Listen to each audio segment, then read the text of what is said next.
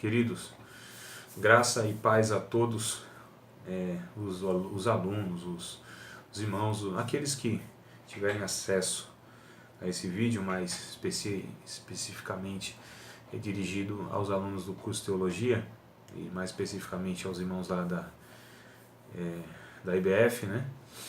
E enquanto eu estou aqui gravando esse vídeo, neste momento está muito frio, que a hora já é um pouco avançada, né? Já próximo da meia-noite, mas eu quero compartilhar o ensino bíblico naquilo que a gente está estudando, que será o livro de Atos dos Apóstolos, no caso, e com muita gratidão no coração por Deus ter me dado essa oportunidade, me dar o privilégio de estar compartilhando a palavra dele, seja em todas as noites na semana, nos finais de semana, durante a parte da manhã de cada dia, através dos devocionais, e como também à tarde, ou seja, quase que 24 horas a gente está aí compartilhando a palavra de Deus. Para mim é um privilégio, uma responsabilidade e uma alegria muito grande. Então, nessa noite fria, nessa hora avançada que eu estou gravando aqui, não sei que hora que vocês vão ter acesso a essa mídia,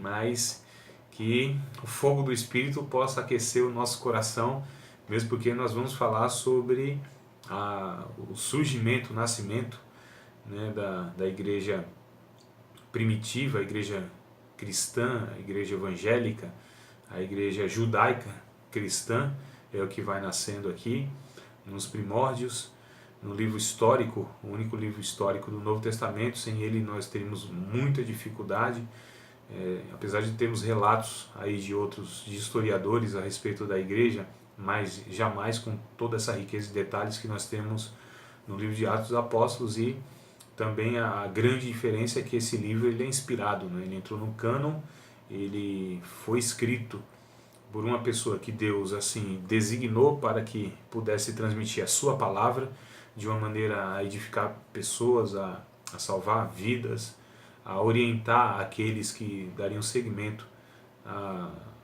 na liderança da igreja, né? Porque a igreja de Atos dos Apóstolos, melhor dizendo, o livro de Atos dos Apóstolos relata os problemas que a igreja enfrentou no início, no seu nascedouro, no início histórico, no surgimento, que nos dá parâmetro, nos dá base também para que a gente possa conduzir hoje a Igreja de Cristo, né, a comunidade de fé, com um parâmetro que foi deixado aqui pelos primeiros irmãos, pelos apóstolos, pelos profetas, pelos primeiros líderes da igreja, a comunidade de fé, como vivia, como eles resolviam alguns problemas. O primeiro concílio histórico, né, da igreja é o concílio do capítulo 15 de Atos dos Apóstolos, em Jerusalém, para resolver um problema doutrinário a respeito se o judaísmo, né, perpetuaria através dos seus ritos, através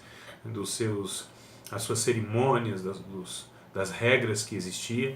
E então lá é resolvido o que seria feito agora a respeito daquelas pessoas que não eram hebreias, não tinham pacto, aliança com Deus, a respeito à antiga aliança, como que lidaria com essas pessoas, visto que a igreja no início tinha uma base de judeus, né? Judeus, porém, aqueles que foram alcançados pelo Evangelho, que eram os 12 apóstolos, os líderes principais da igreja. Surgiram outros judeus também, e a gente percebe aqui que, curiosamente, quem escreve esse livro, ele, na verdade, é o único autor, pelo menos o conhecido, visto que a gente não conhece aí o autor de Hebreus, mas possivelmente o autor de Hebreus é um judeu, né? No mínimo, uma pessoa conhece muito o judaísmo, mas provavelmente, eu acredito que dá até para a gente afirmar que foi um judeu que escreveu, né? Um hebreu que escreve o livro de Hebreus, que é o desconhecido do Novo Testamento, o autor. Porém, esse aqui é um não-judeu, ou um meio-judeu, se a gente pode colocar assim, porque o seu pai era grego, a sua mãe era judia. Então Lucas é o único autor do Novo Testamento, e possivelmente inclusive de toda a Bíblia, que não era judeu, né? Apesar que o livro de Jó, como nós não sabemos também, Jó possivelmente ele era árabe, né? a semelhança de Paulo também, apesar de Paulo ele ser um judeu da tribo de Benjamim, mas ele nasce lá na Arábia, né? Tarso da Cilícia ficava ali na Arábia, mas era judeu, porque o judeu, como a gente já falou em outras ocasiões, ele, onde nascesse, ele era judeu, né? Judeu não é uma questão de nação, de geografia, né? É uma questão geográfica, é uma questão de território, nação, é uma questão étnica. Então, judeu nascendo de nascesse seria judeu porque a sua descendência, né, os seus antepassados, eles eram judeus, então assim é algo totalmente diferente de qualquer outra nação, qualquer outro povo. Então esse povo de fato é um povo peculiar na história.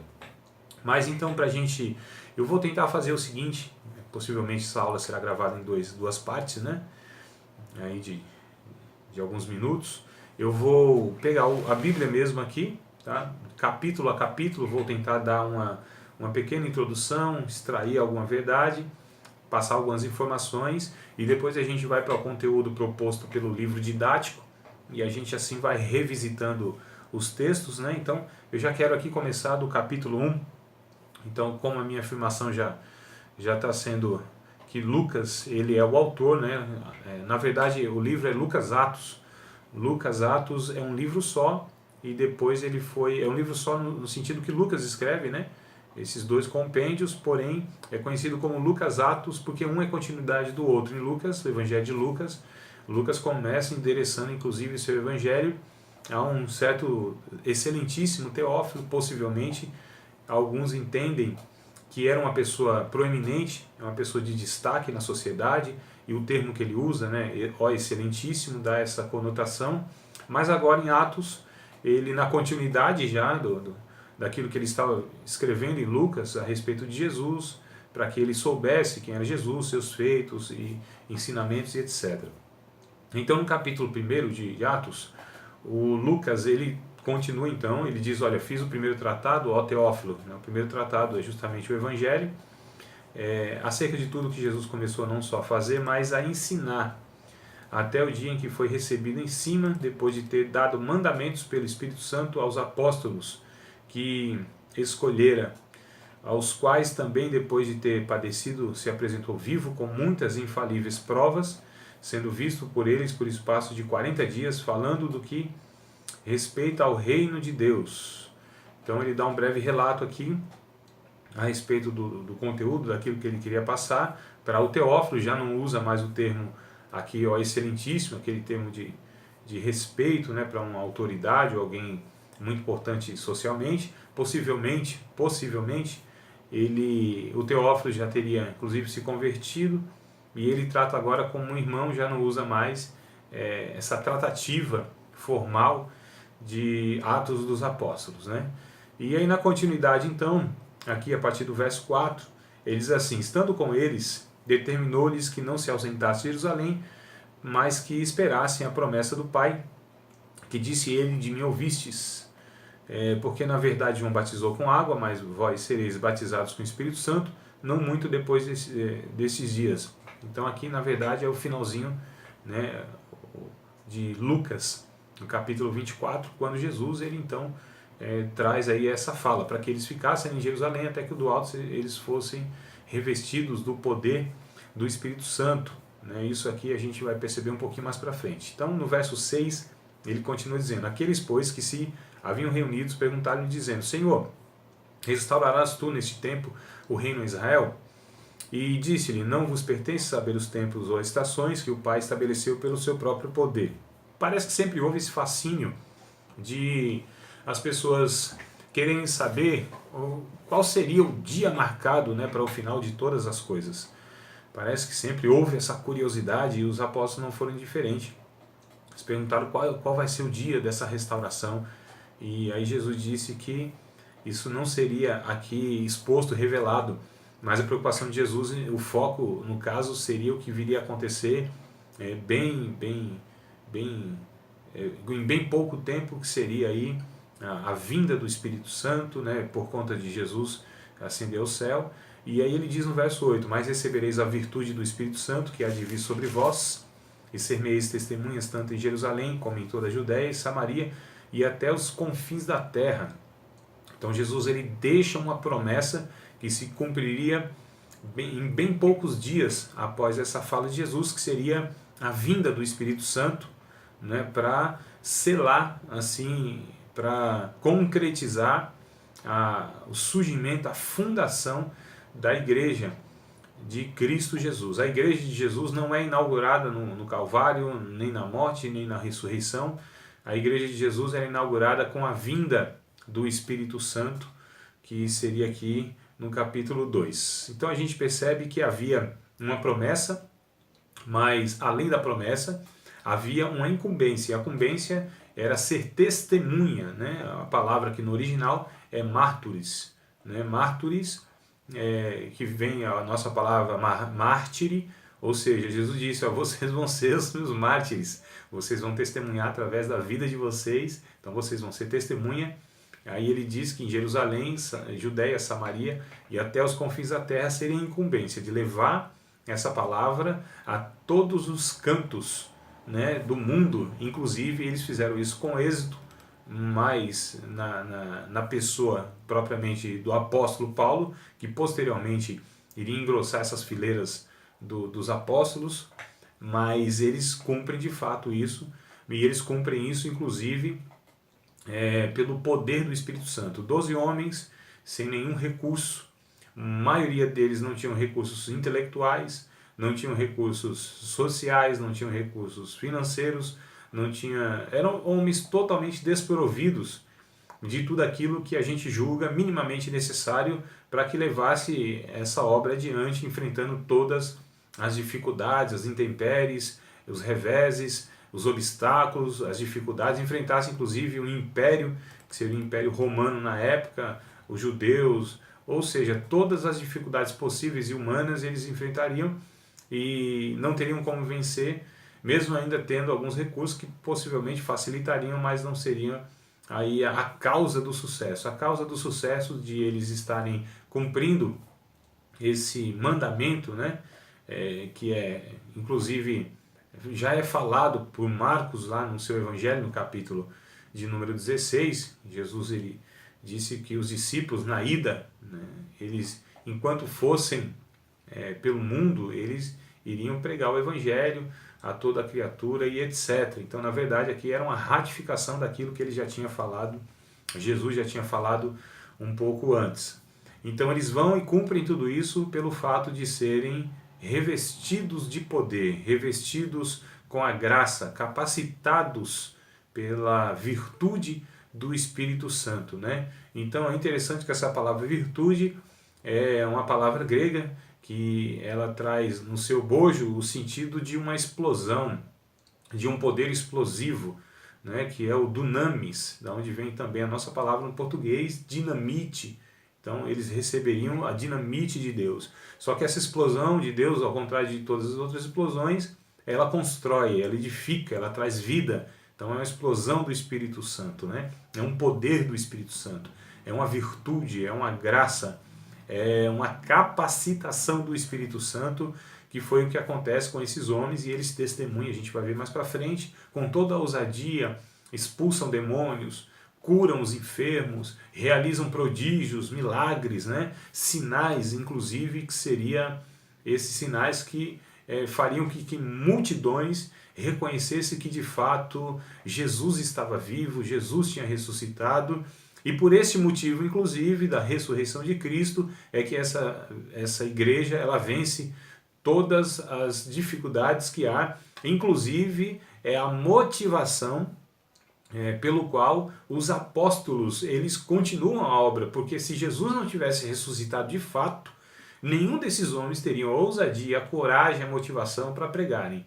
Agora, o fato de Jesus ter vencido a morte, ressuscitado, e como diz o próprio Lucas aqui em Atos, nos primeiros versículos, que havia muitas testemunhas da ressurreição de Cristo, e após a ressurreição ele fica lá por um espaço de uns 40 dias falando a respeito do reino de Deus, relato esse que Paulo, na sua primeira carta aos Coríntios, no capítulo 15, ele vai iniciar dizendo isso.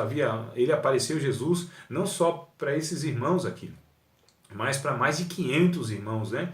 A qual quando Paulo escreve, ele diz que naquele momento muitos ainda estavam vivos, né? Eram testemunhas oculares da ressurreição de Cristo, e Cristo ficou ali por um espaço de 40 dias então.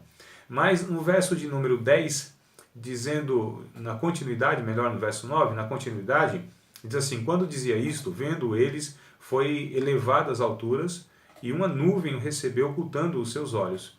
E estando com os olhos fitos no céu, enquanto ele subia, eis que junto deles se puseram 2 varões vestidos de branco, os quais lhe disseram: varões galileus, por que estáis olhando para o céu? Esse Jesus que dentre vós foi recebido em cima no céu, há de vir assim como para o céu vistes ir. E aí, quando Jesus ele vai ascendendo, vai subindo, né, e os discípulos olhando, estupefato, maravilhados, assim, boquiaberto, e não era para menos, né, aquela imagem, aquela visão, mais visão, eu digo, não visão subjetiva, mas eles olhando mesmo, enxergando aquilo. Jesus ele foi ocultado por uma nuvem, e 2 anjos aparecem então e dizem essas palavras que eu acabei de ler. O verso 12 diz assim: então voltaram para Jerusalém, do monte chamado das Oliveiras, o qual está perto de Jerusalém, a distância do caminho de um sábado, 1,2 km aproximadamente. E entrando subiram ao cenáculo, onde habitavam Pedro, Tiago, João e André, Filipe, Tomé, Bartolomeu e Mateus, Tiago, filho de Alfeu, Simão, o Zelote, Judas, filho de Tiago. Todos estes perseveravam unanimemente em oração e súplicas com as mulheres, e Maria, mãe de Jesus, e com seus irmãos. Então aqui estavam os discípulos, estavam mais alguns irmãos, e eles ficaram num cenáculo. O cenáculo é uma espécie de um cômodo, né, onde cabe ali 100 pessoas. Não é um templo como equivocadamente alguns pensam ser. Não era um templo, não era uma sinagoga, nada desse tipo. Era mesmo um cômodo. Lembra daquele cenáculo mobiliado, que possivelmente era a casa de Marcos, né, João Marcos, onde Jesus celebra a última ceia? Então é esse cenáculo, esse espaço, esse cômodo da casa, que cabe ali 100 pessoas, e no caso um cômodo muito grande, né? E eles estavam lá. Então a Bíblia vai dizer aqui que estava em torno de 120 pessoas, no verso 15. Naqueles dias, levantando-se Pedro no meio dos discípulos. Ora, a multidão junta era de quase 120 pessoas, então se cabe 20, tinha quase 120, possivelmente 119, para a gente chegar mais próximo. Então o lugar estava lotado, né? Lotação máxima, todos os ingressos já tinham sido vendidos. Varões e irmãos, verso 16, convinha que se cumprisse a escritura que o Espírito Santo predisse pela boca de Davi, acerca de Judas, que foi o guia daqueles que prenderam a Jesus, porque foi contado conosco e alcançou sorte nesse ministério. Aí vem o verso 18 e 19, que não fazem parte, na verdade, da fala de Pedro, tá? É Lucas que vai escrever aqui o verso 18 e 19, dando aí um parecer, né? Mas não faz parte aí no discurso original de Pedro. Ora, este adquiriu um campo com o galardão da iniquidade, e se precipitando se rebentou pelo meio, e todas as suas entranhas se derramaram. Foi notório a todos que habitavam em Jerusalém, de maneira que, na sua própria língua, esse campo se chamou Aceldana, isto é, campo de sangue. E aí há já um questionamento de alguns aqui, porque há um relato que diz que Judas se enforcou, e o relato de Lucas aqui é que ele se arrebenta pelo meio, né, suas entranhas caem. E aí dizem os comentaristas que o que possivelmente acontece é que ele vai se enforcar de fato na beira de um penhasco, alguma coisa assim, e quando ele se enforca ali em um galho, né, esse galho ele se arrebenta, ele cai então lá embaixo, no penhasco, e aí sim ele se arrebenta todo lá embaixo, né? Então ele se enforca, mas esse enforcamento ele tem essa queda, e aí por isso desses 2 relatos aqui. Verso 20, porque o livro de Salmos está escrito: fique deserta a sua habitação, e não haja quem habite, e tome outro o seu bispado. É necessário, verso 21, pois que 2 varões que conviveram conosco todo o tempo em que o Senhor Jesus entrou e saiu dentre nós, começando desde o batismo de João até o dia em que dentre nós foi recebido em cima, um deles se faça conosco testemunho da ressurreição. E aí o verso 23 diz que apresentaram 2, José chamado de Barsabás, que tinha por sobrenome o Justo, e Matias. E orando disseram, tu, Senhor, conhecedor do coração de todos, mostra qual desses 2 tens escolhido, para que tome parte nesse ministério e apostolado de que Judas se desviou para ir para o seu próprio lugar. E lançando-lhe sortes, caiu a sorte sobre Matias, e por voto comum foi contado com os 11 apóstolos. Há um questionamento aqui, que na verdade Matias não seria uma pessoa que seria escolhido por Deus, essa pessoa escolhida por Deus para completar esse número significativo, simbólico, de 12 apóstolos, né? Seria posteriormente aqui o apóstolo Paulo e não Matias. Então alguns argumentam que Matias foi precipitadamente escolhido por Pedro, nada de novo, né? Pedro se precipitando, mas alguns acreditam de fato que, e eles usaram o método do Antigo Testamento, ou seja, o que alguns argumentam é que essa decisão foi equivocada, mesmo porque não há nenhuma expressão na vida de Matias, né, na obra de Matias, a gente não há nisso nem na história, aí no relato secular. Então alguns argumentam que essa escolha foi precipitada, usaram um método que foi um método do Antigo Testamento, da Antiga Aliança, não esperaram, aí no caso o tempo de Deus. É um argumento que eu acho até razoável, mas é um dos argumentos, tá? A gente pode ou não estar aceitando ele. Mas o capítulo 2 é o que também quero falar aqui, pouco resumido. Diz assim, cumprindo-se o dia de Pentecostes, estavam todos reunidos no mesmo lugar. Então eles estavam orando ali, de repente houve um som como de um vento veemente e impetuoso, encheu toda a casa que estavam assentados, e foram vistos por eles línguas repartidas como que de fogo, pousar sobre cada um deles, e todos foram cheios do Espírito Santo e começaram a falar em outras línguas, conforme o Espírito Santo lhes concedia que falassem. E em Jerusalém estavam habitando judeus, varões religiosos de todas as nações que estão debaixo do céu.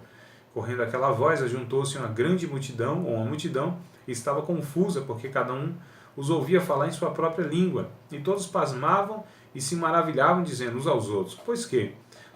Não são galileus todos esses homens que estão falando? Como, pois, ouvimos cada um na nossa própria língua em que somos nascidos? Partos, medos, elamitas e os que habitam na Mesopotâmia, Judéia, Capadócia, Ponto e Ásia, e Frígia, Panfilha, Egito e partes da Líbia, junto a Cirene, forasteiros romanos, tanto judeus como prosélitos, cretenses e árabes, e todos temos ouvido em nossas próprias línguas falar das grandezas de Deus. E todos maravilhavam e estavam suspensos, dizendo uns para os outros, que quer isso dizer? E outros zombando diziam, estão cheios de mosto. Nós percebemos aqui então a inauguração da Igreja de Cristo pela vinda do Espírito Santo sobre aqueles 120, ou quase 120 irmãos que estavam ali. O curioso aqui é que todos são cheios do Espírito Santo e eles começam a falar agora em outras línguas. Essas línguas possivelmente eram idiomas que eram falados naquele tempo, né? Pelo menos aí tinha aqui 16 nações representadas, porque havia essa festa de Pentecoste. Muitos judeus, eles tinham sido dispersos lá no século sétimo aí, né, antes de Cristo, século VI, né, antes de Cristo, melhor dizendo, a primeira diáspora, grande diáspora, quando Jerusalém ela é invadida por Babilônia, e aí judeus vão inclusive para Babilônia, a maioria, mas começa-se uma dispersão, não só para Babilônia, e daí por diante, então, o judeu ele foi se espalhando de alguma maneira pelo mundo, e lógico, a grande maioria retornou depois do cativeiro. No ano 516 acaba o cativeiro, eles começam o retorno, ali com Esdras, Neemias e outros mais aí. Mas aqui havia então judeus de muitos lugares e prosélitos, que eram pessoas que tinham se convertido ao judaísmo. Então havia 16 nações, muitos possivelmente eram judeus e falavam o aramaico. Porém aqui, mesmo o judeu e falando aramaico, se ele tivesse nascido na Arábia, ele teria a sua língua materna, né, que é o árabe. Outro lá na Mesopotâmia, ele falava a língua lá da Mesopotâmia. Outro lá em Cirene, ele falava lá a língua na África que se falava no tempo. Então aqui havia muitos idiomas reunidos, e quando esses discípulos de Jesus começam a falar, eles falam nesses idiomas. Então essas línguas iniciais aqui, em Atos 2, não são as línguas estranhas, né? As línguas dos anjos, as línguas que a gente chama de glossolalia, né? Outras línguas aí que Paulo vai dizer, não são essas línguas geradas aí de uma maneira até muitas vezes ininteligível, mas são idiomas falados naquela época.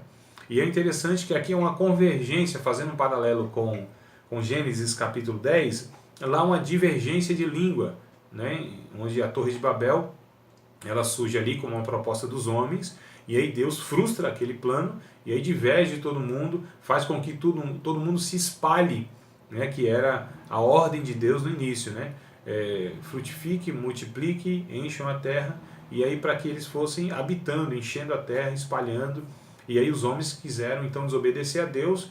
É o primeiro império que surge, né? Babel, esse primeiro império organizado, proposta dos homens, de querer fazer um grande nome para si, desobedecendo a Deus, e Deus então ali espalha, divergem várias línguas. E aqui é o contrário, as línguas elas são convergidas, os povos são convergidos, os povos são atraídos por Deus para, lógico, fazer aquilo que era desde o princípio, né? Se espalharem de novo, mas agora falando a respeito de Deus. Então há esse paralelo entre a Torre de Babel com as línguas e o que acontece com as línguas aqui, onde Deus reúne todo mundo, né, os representantes ali das nações, eles inclusive, muitos deles, milhares deles, a Bíblia vai falar 3.000, depois o número sobe para 5.000, mas só numa pregação só nessa ocasião aqui foram 3.000 que estavam. Então esses homens posteriormente também, eles foram voltando para os seus países de origem, e eles foram reproduzindo aí a mensagem de Pedro aqui, que está no verso 14, que diz assim: Pedro, porém, pondo-se em pé com os 11, levantou a voz e disse-lhes: varões judeus e todos que habitam em Jerusalém, seja-vos notório e escutai as minhas palavras. Esses homens não estão embriagados, como vós pensais, sendo esta hora terceira do dia, né? Hora terceira do dia. Então aqui a gente coloca como 9 horas da manhã. Não tinha como estar embriagado aquelas horas. Mesmo porque os discípulos de Cristo, eles não usavam essa bebida forte, né? É uma ironia que eles colocam aqui, estão cheios de mosto. Então, até os próprios homens sabiam que os discípulos de Jesus não era dado essa bebida forte. Era um vinho mais moderado. E aí ele começa então a dizer assim, no verso 16: mas isto é o que foi dito pelo profeta Joel: e nos últimos dias acontecerá, diz Deus, que do meu espírito derramarei sobre toda a carne, vossos filhos e vossas filhas profetizarão, os vossos jovens terão visões, os vossos velhos sonharão sonhos, e também do meu espírito derramarei sobre os meus servos e minhas servas naqueles dias, e profetizarão, e farei aparecer prodígios em cima no céu, sinais embaixo da terra, sangue, fogo e vapor de fumaça. O sol se converterá em trevas e a lua em sangue antes de chegar o grande e glorioso dia do Senhor. E acontecerá que todo aquele que invocar o nome do Senhor será salvo.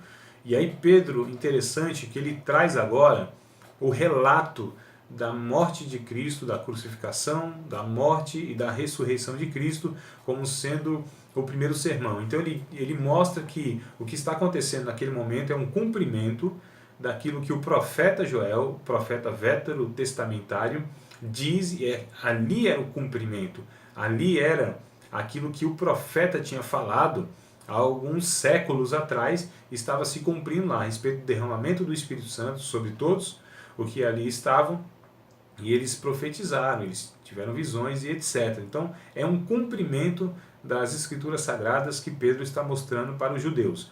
A partir do verso 22, então ele começa a dizer: varões israelitas, escutai essas palavras, a Jesus Nazareno, varão aprovado por Deus entre vós com maravilhas, prodígios e sinais, que Deus por ele fez no meio de vós, como vós mesmos bem sabeis, a este que foi entregue pelo determinado conselho e presciência de Deus, tomando vós e crucificaste e mataste pelas mãos dos injustos, o qual Deus ressuscitou soltas as ânsias da morte, pois não era possível que fosse retido por ela. Porque dele disse Davi, sempre via diante de mim o Senhor, porque está à minha direita, para que eu não seja comovido. Por isso, se alegrou meu coração, a minha língua exultou, e ainda a minha carne há de repousar em esperança, pois não deixará minha alma no Hades, nem permitirá que o teu santo veja a corrupção. Fizeste-me conhecido os caminhos da vida, com a tua face me encherás de júbilo. Varões irmãos, seja-me lícito dizer-vos livremente acerca do patriarca Davi, que ele morreu e foi sepultado, e entre nós está até hoje a sua sepultura. Sendo, pois, ele profeta e sabendo que Deus lhe havia prometido, com juramento, o fruto dos seus lombos, segundo a carne, levantaria o Cristo para assentar sobre o seu trono. Nesta previsão, disse da ressurreição de Cristo, que a sua alma não foi deixada no Hades, nem sua carne viu a corrupção. Olha que coisa interessante. Deus ressuscitou a este Jesus, do que todos nós somos testemunhas, de sorte que, exaltado pela destra de Deus, e tendo recebido do Pai a promessa do Espírito Santo, derramou isto que vós agora vedes e ouvis. Porque Davi não subiu aos céus, mas ele próprio diz, disse o Senhor ao meu Senhor, assenta-te à minha direita, até que ponha os teus inimigos por escabelo de teus pés. Saiba, pois, com certeza, toda a casa de Israel, que a esse Jesus a quem vós crucificaste, Deus o fez Senhor e Cristo.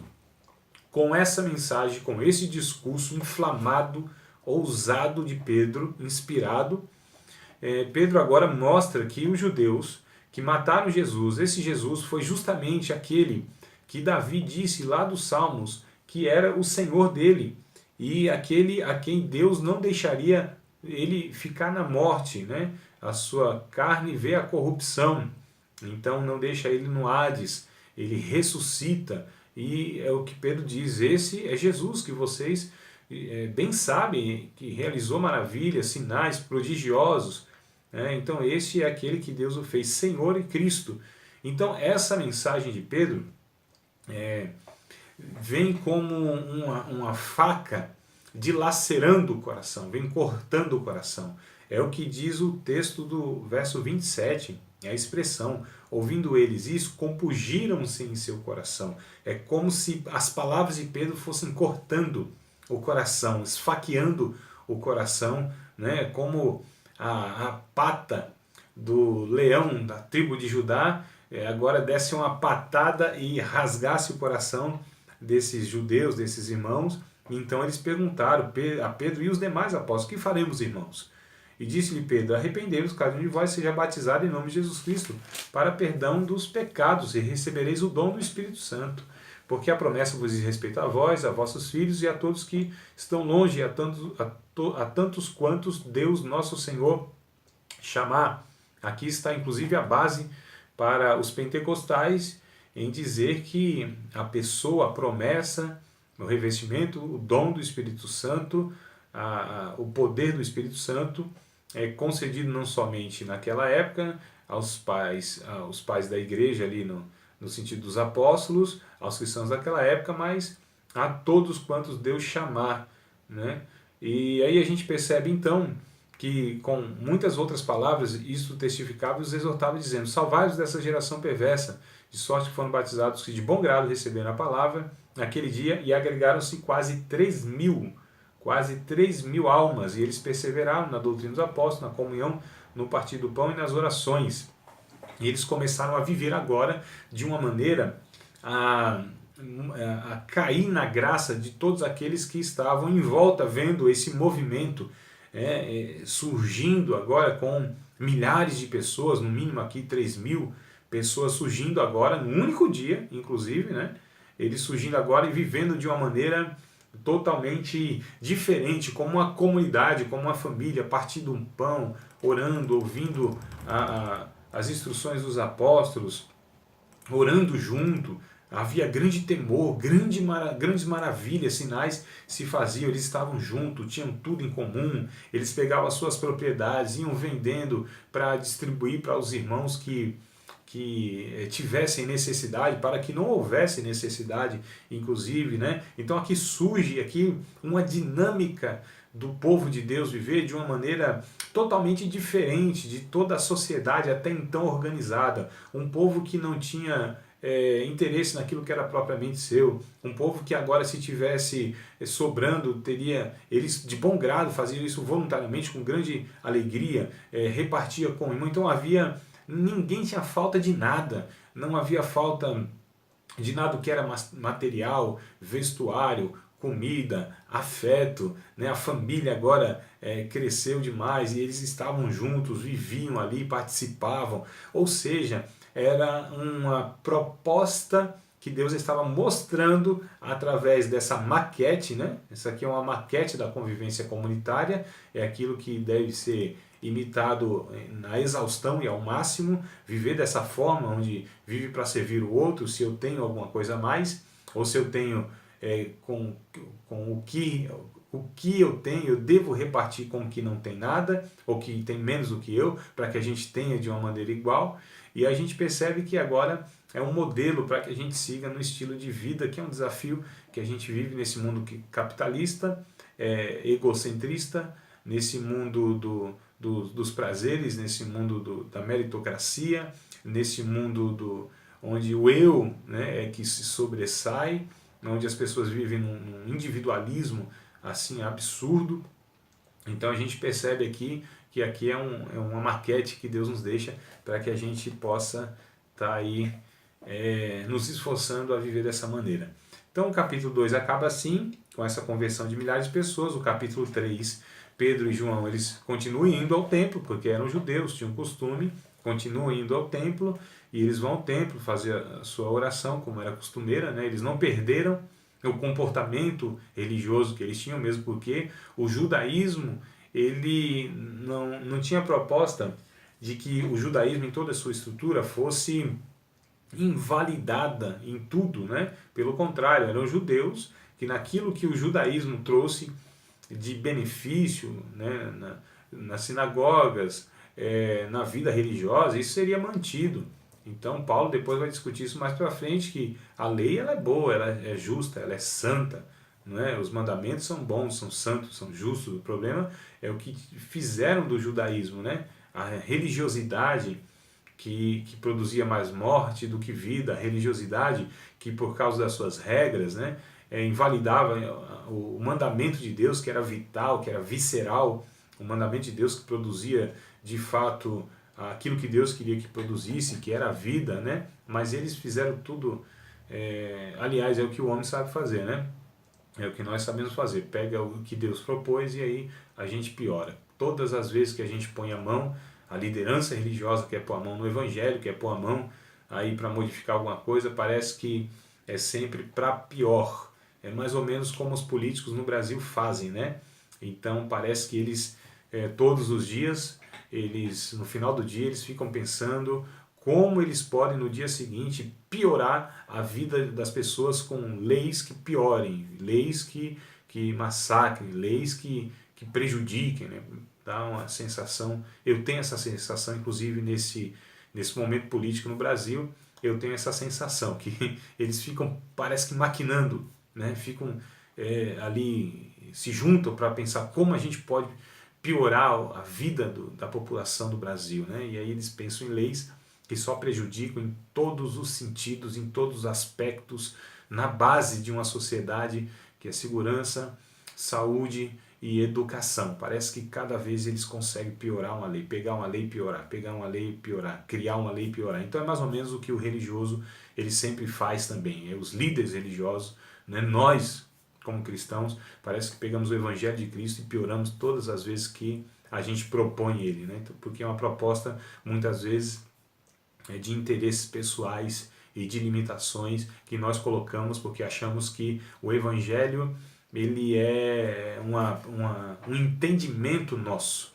né? Então a gente pensa que já entendeu o evangelho e quer impor aquilo às pessoas. Se evangelho é evangelho, na nossa vida é vida. Se é vida, brota, jorra naturalmente como uma experiência de um renascimento que eu tive, ou de uma regeneração, o termo melhor que é usado pela Bíblia, e um encontro que eu tive com o Evangelho, com Cristo, onde eu fui mudado. Se isso é real na minha vida, isso é tão transbordante, isso é tão patente, isso é tão evidente, que isso jorra, isso transborda, vai além da borda, né? Então isso extravasa, sai de mim como uma fonte, contagia o outro, porque vida de Deus, um homem cheio do Espírito Santo, ele influencia, ele faz com que o outro deseje viver como ele vive. É o que acontecia aqui, aí no finalzinho do capítulo 2, que o povo, ele no caso via como eles viviam, os discípulos de Cristo, e Deus ia acrescentando, ia acrescentando. O Espírito Santo ia acrescentando aqueles que haviam de se salvar. E aí o capítulo 3, então, esses judeus que agora são convertidos vão ao templo, encontram lá um homem coxo, um homem com uma certa paralisia, ao templo, realiza um milagre, aquele coxo ele anda, né? Ele entra saltando no templo, era um homem que mendigava ali na porta do templo, e aí acontece aqui um alvoroço, que é daqui para frente é só alvoroço em cada cidade, em cada ajuntamento, porque o Espírito Santo, o livro de Atos dos Apóstolos, na verdade, bem que poderia ser chamado de Atos do Espírito Santo, porque é tão evidente, é tão explícito, né? É tão claro, quem está agindo através dos apóstolos é Deus. É o Espírito Santo que está usando a cada um numa fala, num gesto, num estender de mão, numa palavra, de uma maneira assim tão explícita que poderia ser chamado de Atos do Espírito Santo e não Atos dos Apóstolos. Mas a gente percebe então que esse coxo agora entra saltando, novamente Pedro e João, eles usam a ocasião para pregar a respeito de Cristo, diz para aquele povo que está ali, eles se arrependerem, né, se converterem, para que os pecados deles pudessem ser apagados e para que eles tivessem assim o refrigério na alma deles pela presença do Senhor. Ele diz mais uma vez a respeito de Cristo, que foi enviado para restaurar aí tudo, né? E ele usa de novo a questão do Antigo Testamento para falar que Moisés é o que diz a respeito de Cristo, que levantaria um profeta semelhante a ele, e quem ouvisse esse profeta, ele seria salvo, né? E todo aquele que não ouvisse seria exterminado. E ele vai dizendo ainda no verso 24 que desde o profeta Samuel e foi anunciado isso, né? E os filhos dos profetas, e todos eles foram falando a mesma coisa, desde Abraão e etc. Então Deus, ele ressuscita o seu filho Jesus, primeiro enviou a ele, né, aos judeus, para que nisso vos abençoasse, vos desviasse a cada um das vossas maldades. Acaba o capítulo 3. O capítulo 4, ele começa agora Pedro e João, então, sendo intimados, porque havia um grande alvoroço já na cidade de Jerusalém, uma multidão tinha se convertido, sinais estavam acontecendo, né, a semelhança da passagem de Jesus nesses 3 anos e pouco, por essa região, tinha causado grande alvoroço. Agora as autoridades religiosas, elas percebem que o que está acontecendo é o que acontecia com Jesus. Eles pensavam que tinham acabado com o problema, mas não. Vem agora os seus discípulos, os discípulos de Cristo, e vem realizando aí os milagres, os mesmos milagres ou os milagres semelhantes aos que Jesus, e chamaram eles e disseram assim: não, vocês parem de pregar a respeito desse Jesus, né? E Pedro agora, ele diz assim: não, julgai vocês se é justo diante de Deus, ouvir a vocês do que a Deus, porque não podemos deixar de falar do que temos visto e ouvido. Mas eles ainda ameaçaram mais, e não achando motivo para castigar, deixaram ir por causa do povo, né? Porque todos glorificavam a Deus pelo que tinha acontecido, que era aquele milagre do paralítico sendo curado. Pois tinha mais de 40 anos o homem que tinha sido operado aquele milagre de saúde. Soltos eles, foram para os seus e contaram tudo o que lhe disseram, e os principais sacerdotes e os anciãos. E ouvindo isto, eles unânimes levantaram a voz e disseram: Senhor, tu és o que fizeste o céu e a terra, o mar e tudo o que neles há, que disseste pela boca de Davi teu servo, porque bramam a gente e os povos pensam coisas vãs. Levantaram-se os reis da terra, os príncipes, e se ajuntaram uma contra o Senhor e contra o seu ungido, porque verdadeiramente contra o seu santo filho Jesus, que tu ungiste, se ajuntaram não só Herodes, mas Pôncio Pilatos com os gentios e os povos de Israel, para fazerem tudo o que a tua mão e o teu conselho tinha anteriormente determinado que se havia de fazer. Agora, pois, ó Senhor, olha para as suas ameaças e concede aos teus servos que falem com toda a ousadia a tua palavra, enquanto estendes as mãos para curar, para que se façam sinais e prodígios pelo nome do teu santo Filho Jesus. E tendo eles orado, moveu-se o lugar em que estavam reunidos, e todos foram cheios do Espírito Santo e anunciavam com ousadia a palavra de Deus. Eu quero destacar aqui, nesse relato, alguns pontos. Primeiro, ninguém nem nada poderia parar esta obra, porque esta obra ela é divina, ela é de Deus. É Deus que iniciou esta obra e é Deus que iria levar a cabo esta obra. Inclusive, passaram-se 2000 anos e ninguém consegue parar a igreja militante de Cristo, né? A gente percebe, inclusive, o livro tem 28 capítulos, né? Mas a gente vai ver mais para frente, ele não acaba, ele não tem um desfecho, ele não tem um ponto final, né? Ele acaba com reticências, ele deixa ali algo suspenso no ar que não acabou. Há uma continuidade, e a continuidade de fato somos nós, porque como o livro é histórico, conta a história da igreja continua nesses 2000 anos, nós somos o capítulo 29 do livro de Atos dos Apóstolos, então é um livro que não fecha, que não acaba, porque a história da igreja continua aí no seu andamento, porque é Deus que a igreja, ela é uma instituição divina, ela é uma criação divina, inclusive foi criada na eternidade, na ótica de Deus, né? A igreja na pré-ciência de Deus já sempre existiu. É o que Paulo vai dizer, que é um mistério que estava oculto desde os tempos passados, um mistério que me parece que nem os anjos, eles sabiam aí exatamente desse povo, né? Aí que seria a igreja constituída de judeus e gentios, esse povo que é chamado de um mistério de Deus, mas agora revelado aí, no caso aqui em Atos dos Apóstolos, e aí Paulo vai tratar depois, falando inclusive a respeito dessa questão de que Deus vai separando, vai derrubando toda a separação que havia entre os povos, judeus, gentios, desfez a inimizade, e etc, etc.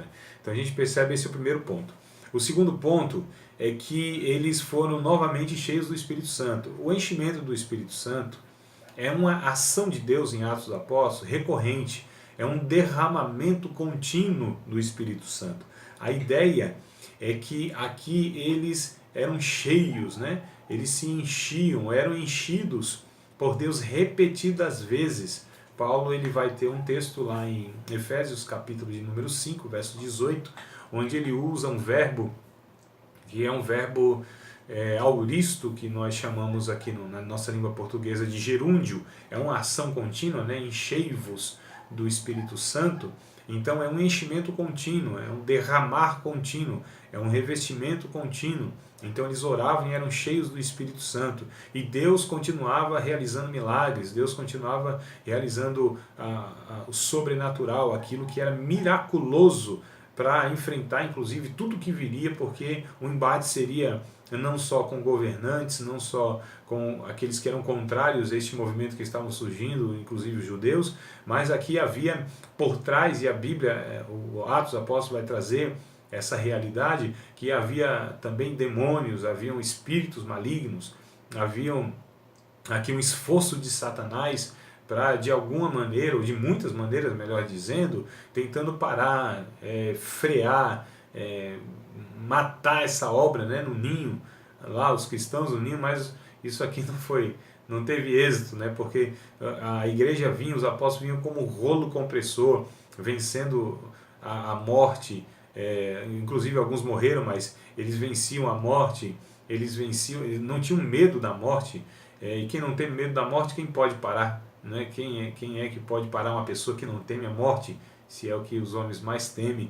Então esses homens começaram agora a pregar, e agora quanto mais eles pregavam, quanto mais eles falavam de Jesus, e era o tema central, era a mensagem única, Jesus era o Cristo, Jesus era o Salvador, Jesus é aquele que morreu, Jesus foi aquele que foi morto em lugar de todos para a remissão dos pecados. Então o tema era só esse, e é o que a gente acaba aqui esse primeiro vídeo, então falando até o capítulo 4, onde eles começam então a tem um primeiro problema do capítulo 4 para o capítulo 5, e a gente vai ver aqui porque acaba no versículo 37 do capítulo 4, que um homem chamado Barnabé, é um levita, inclusive, ele tem uma propriedade, ele vende essa propriedade, deposita o preço que vendeu aos pés dos apóstolos. E aí no segundo vídeo a gente vai ver aqui o capítulo 5,